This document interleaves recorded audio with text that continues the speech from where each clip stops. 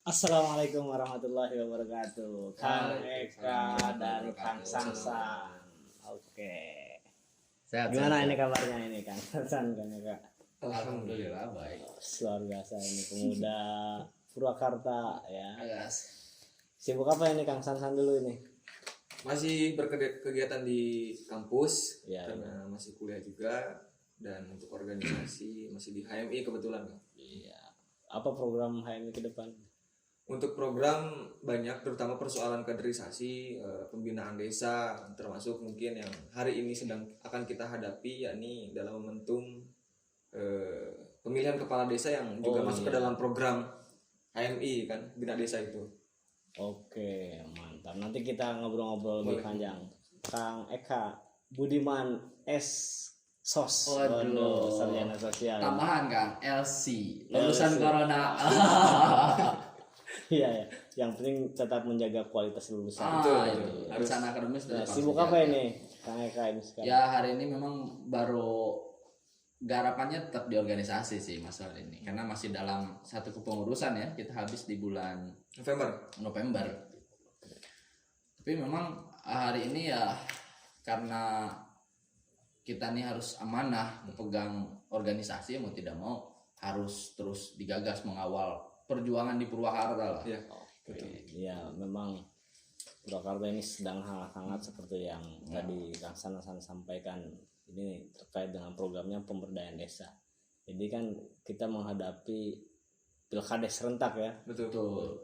Nah, mengenai pilkades serentak nih, bagaimana peran pemuda dalam mensukseskan pilkades ini?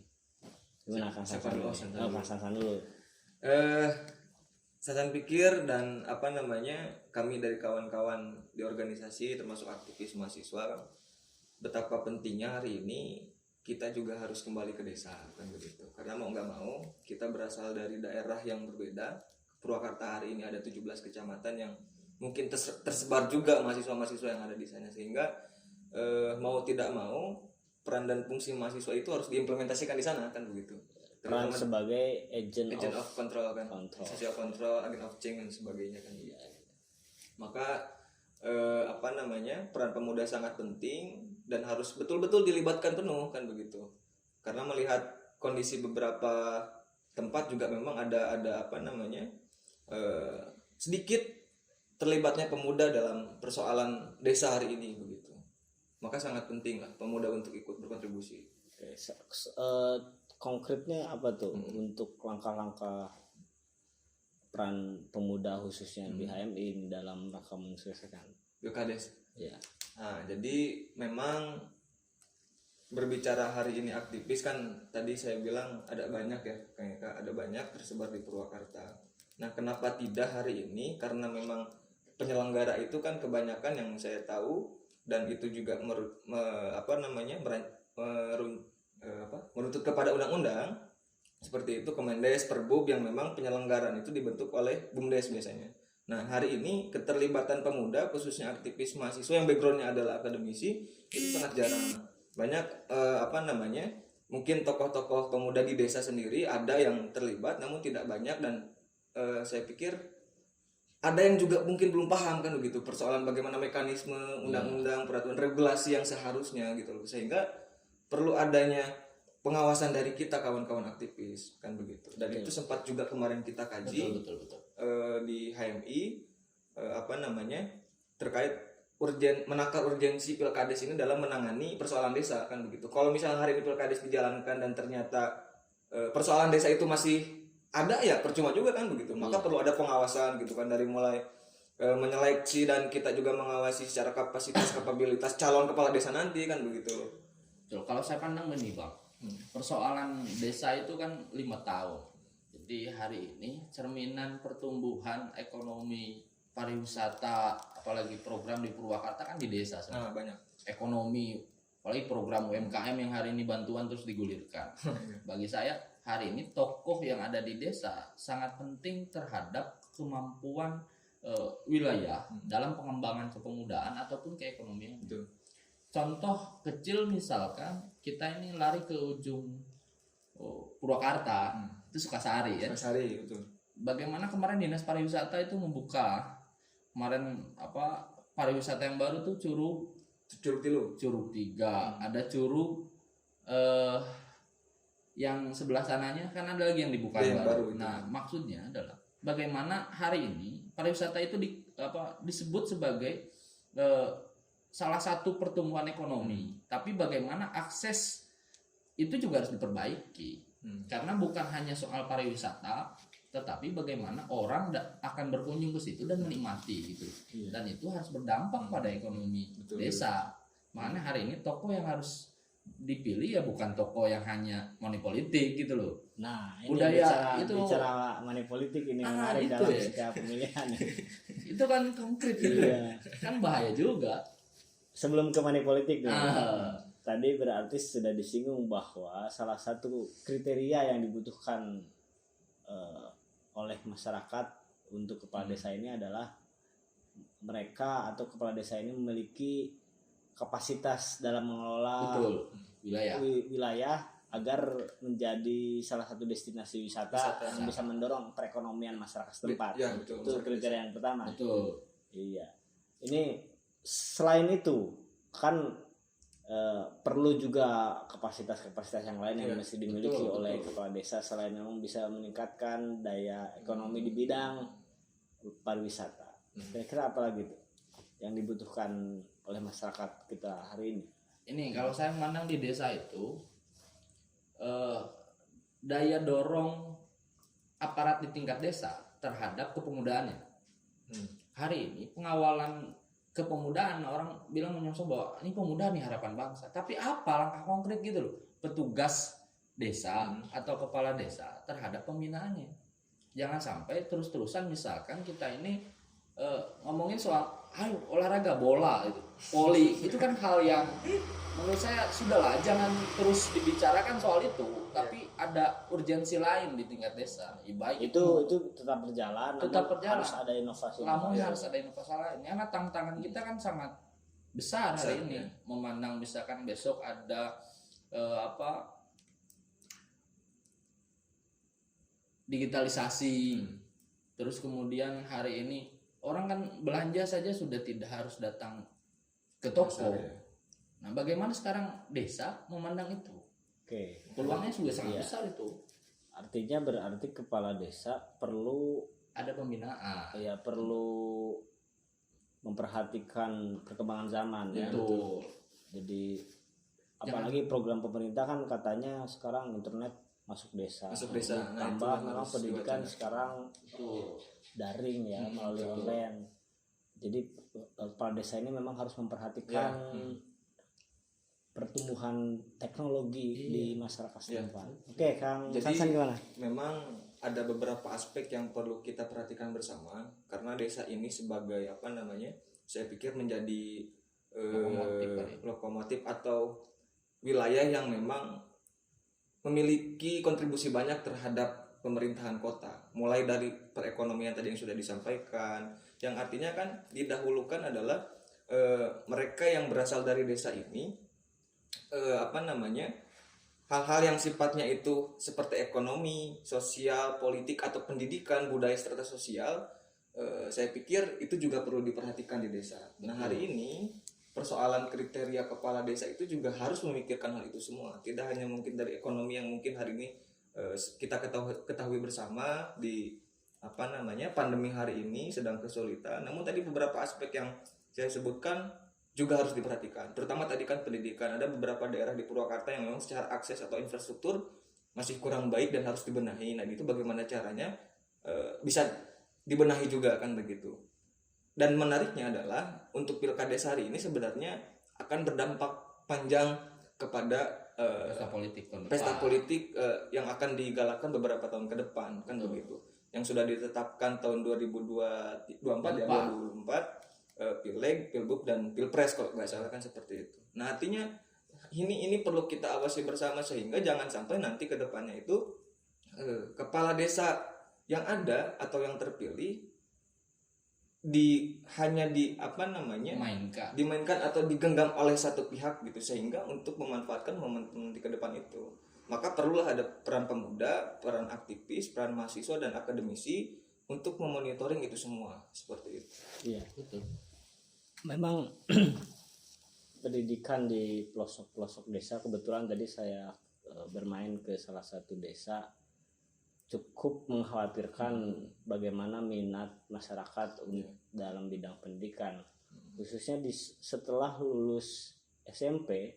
Ini hanya sekian persen saja melanjutkan ke SMA, padahal kan program pemerintah ini wajib belajar 12 tahun. Terutama ada program KIP kan. Iya, apalagi sekarang pendidikan sampai tingkat SMA ini gratis. Apalagi nanti di kuliah juga ada program KIP-nya, beasiswa banyak. Tapi di desa ini yang saya kunjungi, mungkin ini bisa jadi representasi dari desa-desa yang lain.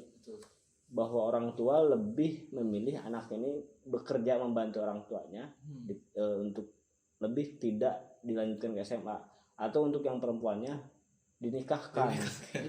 Ya, jadi Itu kan PR kita ini kan bagaimana ini desa melihat, atau khususnya kepala desa ini melihat fenomena ini, apakah hanya sekedar ya mau gimana lagi, kan tentu perlu ada perhatian serius dari kepala desa ke depan. Ya, betul. Oke, ini tadi menyinggung money politik. Apa yang tadi jadi harapan pemuda ini akan gugur. Ini akan gugur jika masyarakat masih melihat bahwa memilih kepala desa siapa yang punya uang. Artinya bagi kepala desa yang tidak memiliki kriteria-kriteria ini, bisa saja terpilih hanya karena money politik. Ya, ada misalnya calon kepala desa yang punya kapasitas yang tadi diharapkan oleh pemuda, ini tidak punya modal untuk melakukan money politik. Tapi ada kepala desa yang tidak punya kapasitas ini, uangnya banyak. Bisa jadi malah ini nih yang jadi bagaimana nih pemuda untuk menangkal. Saya kira money politik ini sulit sekali ya. Sulit kayaknya nih untuk sudah jadi budaya sih. Bagaimana nih pemuda? Coba saya dulu. Kalau Kalau persoalan money politik, saya pikir itu menjadi sebuah rahasia umum yang hari ini secara fenomena tadi betul sangat sulit dan sangat mengakar. Kalau memang hari ini bisa dihilangkan, ya saya pikir perlu dengan dikit demi sedikit lah diminimalisir, perlunya tadi kan kembali kepada pengawasan. Karena gini, terjadinya money politik ataupun katakanlah permainan dalam penyelenggaraan pilkades, yang saya lihat di Perbub itu kan bahwa ada acuan anggaran yang digelontorkan untuk penyelenggaraan pilkades ini kan begitu. Nah, artinya harus juga ditetapkan atau diawasi dengan regulasi yang dikeluarkan kan begitu. Regulasi ini yang nanti sehingga bisa mengerem atau perhatikan ya sebagai regulasi yang tetap gitu yang dikeluarkan, turunan-turunan dari Permendagri, Kemendes, Perbub hingga hari ini. Tadi penyelenggaraan yang dibuat oleh panitia penyelenggara pilkades itu juga harus diawasi dan dirumuskan secara betul-betul gitu loh. Karena yang saya baca itu adalah yang regulasi yang dikeluarkan perihal pilkades ini yang sifatnya umum dan normatif, tidak lebih kepada mengakar, bahkan secara teknis pun saya pikir masih ada ketimpangan. Kan contoh begini, kemarin saya dapat salah satu tatib penyelenggaraan desa pilkades di salah satu desa di Purwakarta, yang saya pikir melihat acuannya dari Perbub, saya baca Perbub juga. Ada poin di mana katakanlah setelah pilkades ini diselenggarakan, biasanya itu ada range satu seminggu atau sampai 30 hari untuk disampaikan kepada bupati lalu melaksanakan pelantikan. Namun di timeline yang hari ini dibuat, ketika hari ini suara sudah didapatkan dan sudah terpilih kepala desa yang baru, itu langsung dilantik kan begitu. Nah, artinya hal-hal yang sifatnya regulasi ini perlu juga diejawantahkan secara detail begitu loh, sehingga tidak dimainkan oleh segelintir orang. Nah, tadi kan indikasinya kepada hal-hal money politik juga berpengaruh. Orang yang mungkin hari ini secara kapasitas dia ada namun secara kapital nggak ada, itu kan juga jadi bingung. Ada yang mungkin secara kapasitas ada namun kapitalnya ada kan begitu loh. Maka sosialisasi ini perlu kita jelaskan kepada masyarakat sehingga secara pemikiran mereka bisa terbuka kan begitu. Karena taruhannya 6 tahun ke depan gitu kan. 6 tahun ke depan. Tidak hanya kontes tadi pada saat pemilihan kepala desa kan begitu. Ada kurang lebih 170 desa yang nanti akan melaksanakan pilkades di Purwakarta. Maka perlu kita awasi betul-betul gitu sih. Gimana Kang Eka? Kalau saya begini memandangnya, persoalan money politik ini kan orang sudah menjadi budaya, apalagi dengan bahasa tunggu serangan pajar. Orang kan akhirnya satu jadi begadang nunggu surat serangan pajar kan begitu. Iya kalau besar, tapi kan cuma 100.000, 50.000 gitu loh, mempertaruhkan bertahun-tahun terhadap kemajuannya. Nah itu yang pertama. Yang kedua soal regulasi, betul, soal regulasi ini harus diperketat. Bukan hanya penyelenggara ataupun kaum elit yang mengetahui soal regulasi, tapi soal masyarakat juga harus paham hari ini. Iya, Saya pikir juga sudah paham lah, sebagian orang sudah paham. Tapi kemudian tidak ada keberanian, menurut saya. Tidak ada keberanian untuk menyampaikan bahwa ini salah. Dan tidak ada yang menjamin juga kalau ketika memang menyampaikan kebenaran, itu kan masalah di bangsa kita, khususnya di Purwakarta. Maka ini harus kita kawal bareng-bareng. Makanya juga kita memang di HMI dengan adanya gagasan hari ini, itu outputnya adalah setiap kepemudaan di wilayah desa itu akan dibuat relawan independen untuk mengawasi pilkades di desa itu gitu. Nah, jadi HMI akan membuat relawan. Goalsnya ke sana. Kita goalsnya ke sana. Karena ini harus diawasi betul-betul.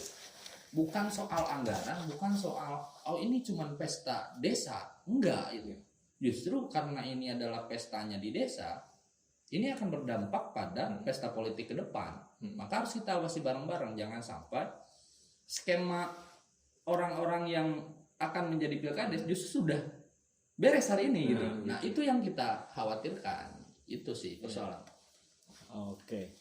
Ini untuk pemilihan desa ini, kepala desa ini saya mengira tingkat perpecahannya bisa sangat tinggi ya. Betul. Karena memang lawannya kan saling mengenal dan dekat biasanya rumahnya. Betul. Iya, betul. Ini bagaimana mengatasi agar setelah pemilihan kepala desa ini tidak terjadi perpecahan? Bagaimana? Kalau untuk menangkal atau meminimalisir perpecahan, saya pikir juga tadi kembali kepada perlu ada program-program yang dilaksanakan, sosialisasi kepada masyarakat. Karena momentum pilkades hari ini kan saya pikir waktunya memang sudah dekat gitu lah, 2 bulan lagi. Jangan sampai karena mungkin kurang lebih 2-3 bulan ke depan, terutama pada saat pelaksanaan, itu menjadi sebuah persoalan yang berkepanjangan kan begitu. Nanti jangan sampai juga ada ke tetangga, kamu gara-gara milih si A, saya milih si B kan begitu, jadi perpecahannya sampai begitu. Yang harus dipikirkan adalah bagaimana hari ini kita mendorong dan juga memberikan kontribusi kepada desa dan memberikan gagasan untuk kemajuan desa itu sendiri. Walaupun katakanlah secara pilihan itu pasti berbeda dan sangat diwajarkan kan begitu. Pasti ada pilihan-pilihan yang mereka tetapkan. Nah, cuman yang harus kita selain itu yang harus kita dorong adalah agar terciptanya kemajuan desa dengan tadi meminimalisir perpecahan. Kita harus juga kontrol terkait bagaimana hari ini kita mengawasi secara kapasitas dan kapabilitas si calon tersebut kan begitu. Karena gini, ada regulasi Kang bahwa kurang lebih 2-5 calon itu memang tidak ada seleksi lebih lanjut. Dan itu nanti akan hanya ada beberapa verifikasi berkas di tingkat desa oleh penyelenggara, dan kalau memang ada seleksi atau verifikasi dan sebagainya itu sesuai dengan nanti keputusan kepanitiaan penyelenggara desa. Nah, kalau memang lebih dari 5 itu baru dia lempar kepada dinas DPMD kan begitu. Ada seleksi lebih lanjut, katakanlah ada 6 atau 7 calon yang nanti 7-7-nya ini akan diseleksi yang melibatkan mungkin DPMD itu sendiri dan akademisi. Nah, dan Purwakarta sendiri hari ini melibatkan akademisi dari salah satu kampus yang ada di Karawang, kampus negeri Karawang kan begitu. Nah, ini harus kita awasi bersama maksudnya. Kenapa nggak di Purwakarta ya? Begitu sih.